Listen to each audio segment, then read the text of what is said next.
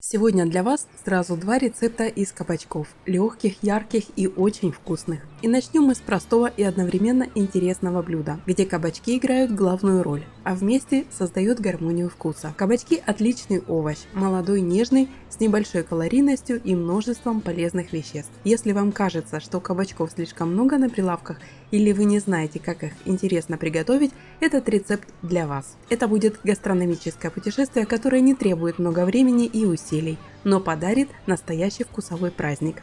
Итак, берем 2-3 кабачка среднего размера. Я нарезаю их поперек на 3 части, а потом каждую часть на дольки. У меня молодые кабачки, поэтому косточки внутри совсем маленькие и мягкие. Если у вас кабачки с крупными семенами, не волнуйтесь, у меня есть лайфхак, которым поделюсь в конце видео, чтобы сделать блюдо идеально нежным и приятным на вкус.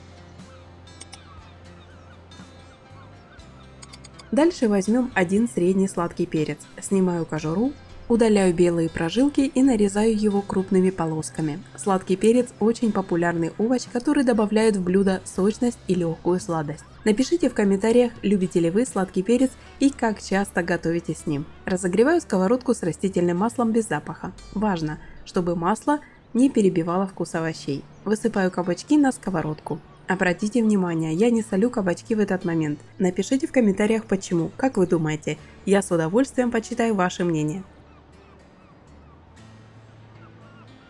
Если вы когда-то пытались посолить кабачки сразу, знайте, что они начинают пускать много сока и становятся водянистыми, теряя свою нежную текстуру. Поэтому соль я добавляю позже.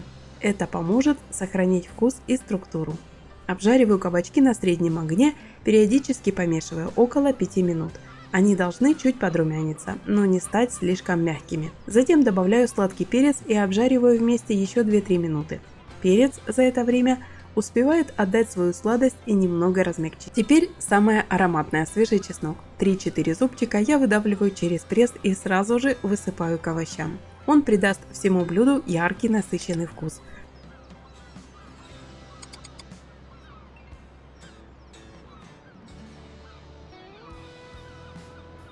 Аккуратно перемешиваю, чтобы чеснок равномерно распределился. Чтобы сбалансировать вкус и добавить необычную нотку, добавляю буквально чайную ложку меда, не больше, чтобы не перебить естественную свежесть овощей. Мешаю еще минуту.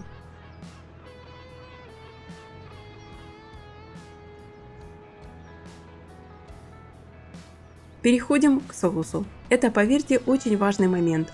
Он создает полное гармоничное впечатление. В миске смешиваю 3-4 столовые ложки соевого соуса и немного кукурузного крахмала. Хорошо перемешиваю, чтобы не было комочков, и выливаю эту смесь к овощам на сковородку.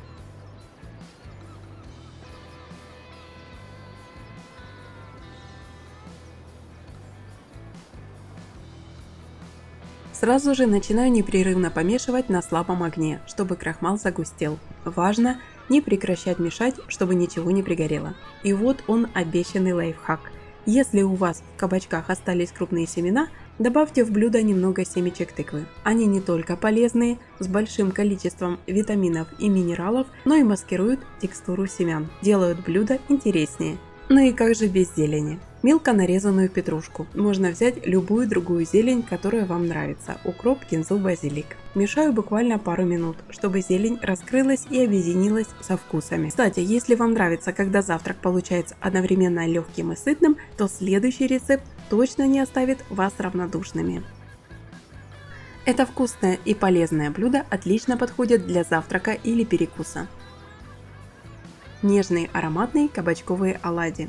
Для начала тщательно мою 2 средних кабачка или цукини. Удаляю лишнее и натираю их на мелкой терке. Добавляю щепотку соли и отставляю на 10-15 минут, чтобы кабачки пустили сок и лишняя жидкость отделилась. Это важный шаг, благодаря ему оладьи получаются более плотными и не разваливаются при жарке.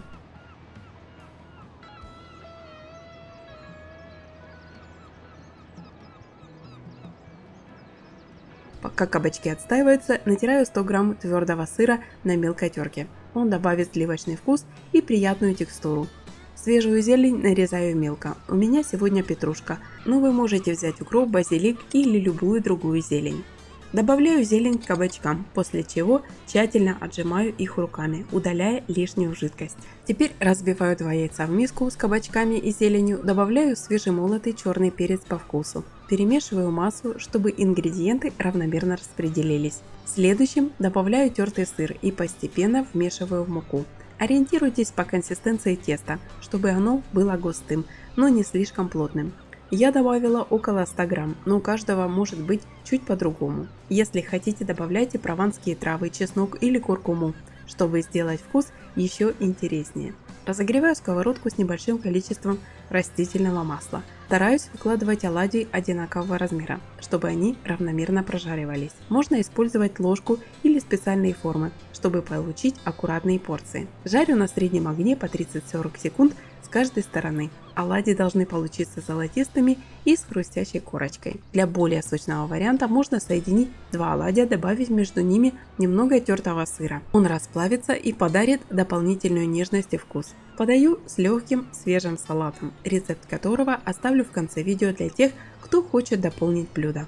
Если вы готовили эти кабачковые оладьи, обязательно напишите в комментариях, какие специи и добавки вы любите использовать. Делитесь своими секретами и рассказывайте, как у вас получились эти нежные и ароматные оладьи. Список продуктов для этого рецепта вы, как всегда, найдете в описании под этим видео. Подписывайтесь на канал, чтобы не пропустить новые вкусные и легкие рецепты без лишних сложностей. Ваши лайки и комментарии – это моя поддержка и вдохновение для новых идей. Приятного аппетита!